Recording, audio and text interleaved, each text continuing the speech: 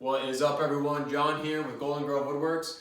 So on tonight's episode, we're gonna see what we can look at building out of this little bit of scrap wood. We have a 4x4 here, and we got a couple 2x4s.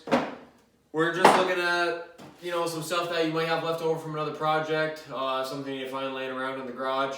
And I'm gonna look at making something a little bit artsy tonight. I'm not sure how it's gonna turn out, but we're gonna see. So stick with us. So step number one, we're going to start out with the frame. We're going to be using a 2x4, which is a 3.5-inch board. So we're going to rip this down to 1 3/4 inches, which we have here set on the table saw. And we're just going to do that to both of these 2x4s, which should give us a nice, pretty thick frame. And then we'll angle it after on the table or on the chop saw. Okay guys, so what we did here was these are some of the boards that I had just ripped on the table saw. Now, you're going to want the inside of your frame to be 10.5 inches.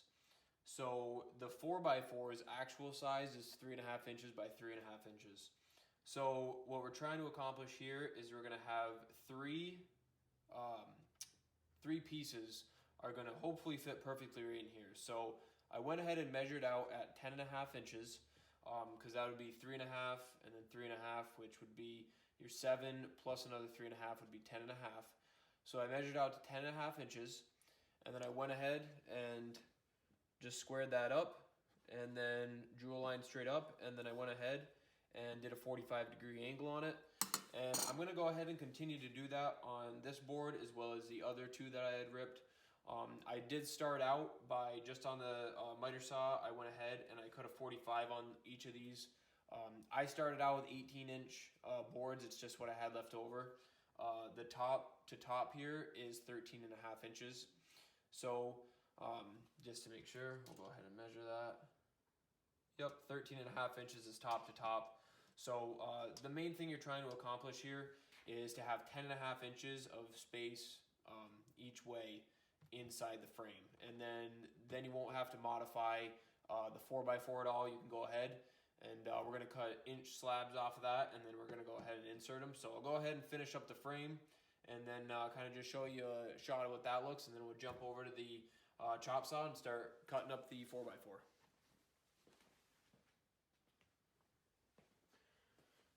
Alright guys, so this is what we came out with.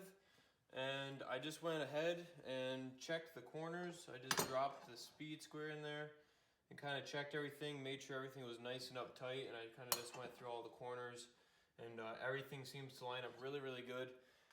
I just went through with a little bit of, sandpaper with my hand, and you might have a couple edges here. So I just went ahead and, sanded that off. I put all of the sides that went through the table saw. I went ahead and put those down so it'd be a nice flat surface on the bottom, and I kind of liked it. It gave a nice little round edge already on the top. So now we'll jump over to the chop saw and we'll go ahead and cut up the 4x4 and then place our pieces in there and see what it looks like.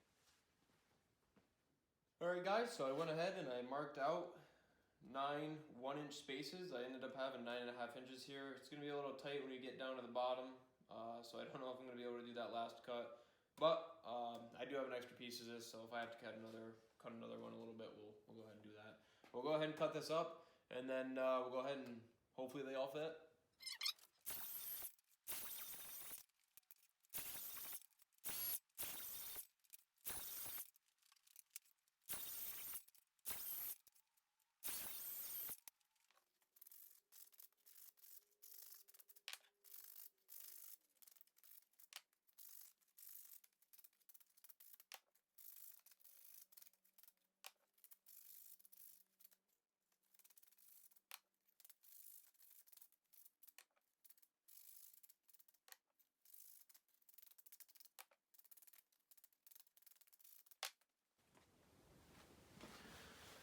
Alright guys, so here is the finished product. So as you can see, all these fit in here nicely, and you can go ahead and pick whichever way you want to put the grain. I'm going to finish this off with just nice poly over the inner pieces, and then I'm going to do a nice dark stain around the exterior on the frame, just to get a little bit of contrast in this.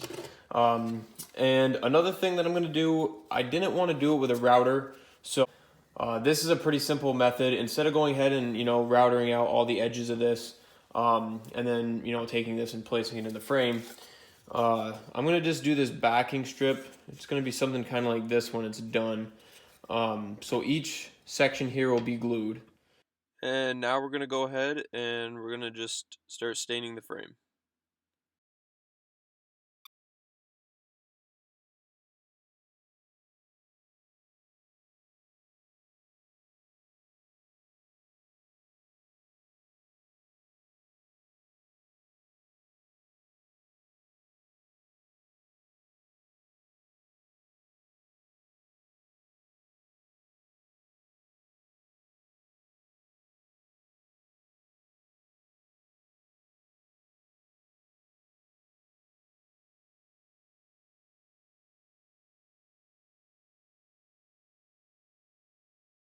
Alright guys, so now we're going to put another coat of polyacrylic on these. I put a coat on last night just to let them dry overnight, and we're going to do another coat quick. It dries relatively fast due to it being a water-based poly. So, and also the stain, in case you're wondering, it's called a Jacobin. That's by Minwax as well.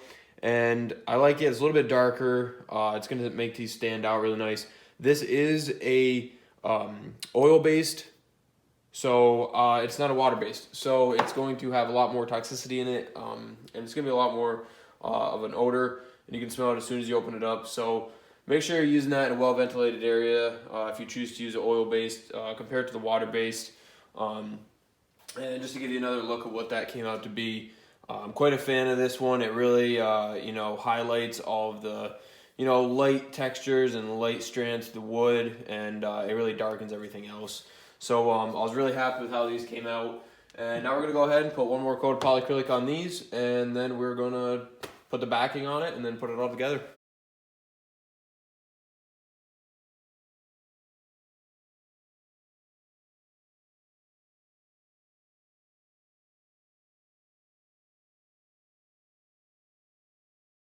Alright guys, so we're going to use a Titebond original wood glue here. They do also make an interior exterior. We're not going to need this one because this is going to be going inside the house. So all we're going to do now is I have one of the backing strips right here. And I'm just going to go ahead and run a little line of glue going right down it. Doesn't have to be anything crazy. You're not going to see the back of this, so I mean, you want to be somewhat generous with this. Make sure these stay on really nice, something like that.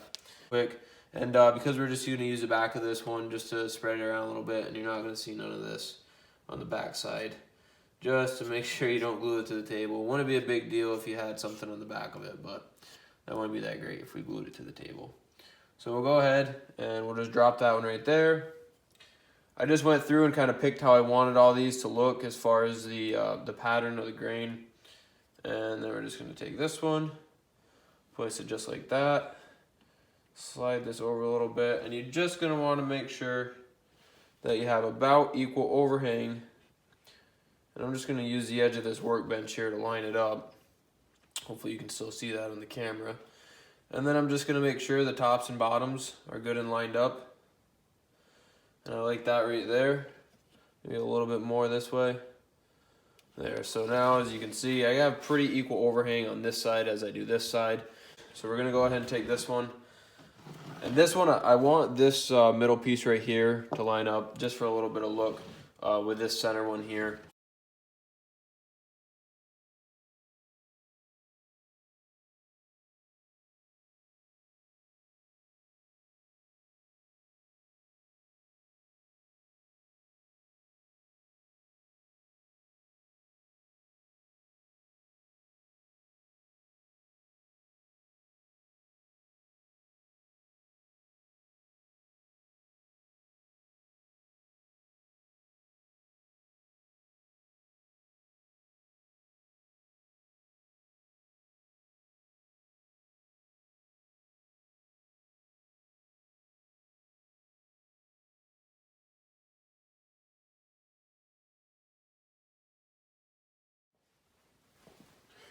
Alright guys, so now we're just gonna go ahead and assemble the frame. So I just marked out with a pencil. I'm gonna put a screw here and here, and then I'm going to do one up here in this corner, one in this corner, coming down. I'm just going to put a little touch of glue in there just to really hold it together. And then after this is all done, that should be dried up, and we should be ready to go and assemble this in about 45 minutes.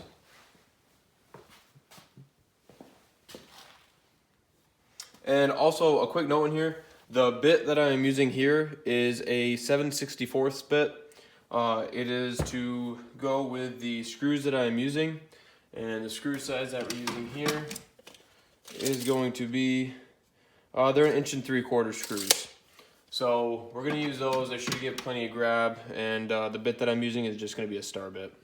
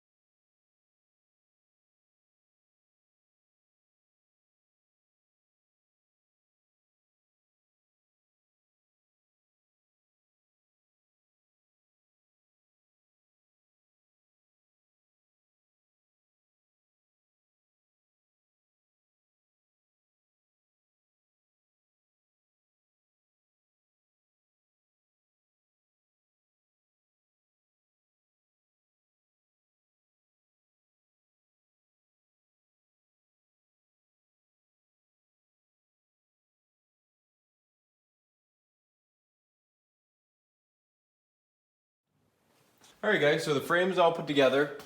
Looking back on it, there's one thing I definitely would have done differently. I would have went ahead and assembled the frame first and then rounded. You can see I have a little bit of overhang here. These I kind of expected. The rip wasn't perfect on the table saw. All the backs here are lined up perfectly. I should have pressed down on it this way. So there's a couple things that I would have done differently, and then I probably would have sanded it all down after it was assembled, and then I would have went ahead through and I would have went and stained it afterward. But otherwise, I mean, it sits up straight. It's gonna, sit against the wall flat. So I'm happy with how it came out, and I ended up just putting 2 screws on top and then 2 screws on bottom just to hide them. So when it's hanging up on the wall, you're not gonna be able to see those screws.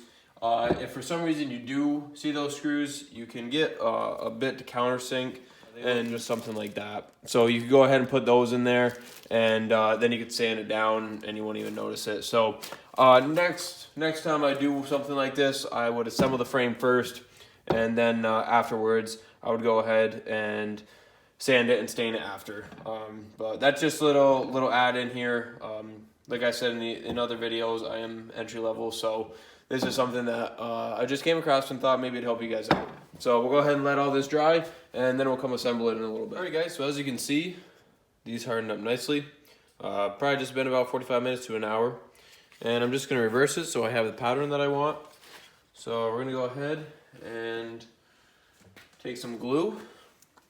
And we're just going to go ahead and line this up where we want it. Actually, just do one of these. I'm just going to put a little bit of glue there. And this actually fits pretty tight. I did a dry fit of it. So it's really, this glue is just going to kind of be an extra. Surprisingly, it was so tight. One of my blocks was a little bit off, so it was so tight that I didn't even really need the glue. But just check one more time. Yep, that's where we want it. So we'll go ahead and set that one in there like that. We'll go ahead, do this one really quick.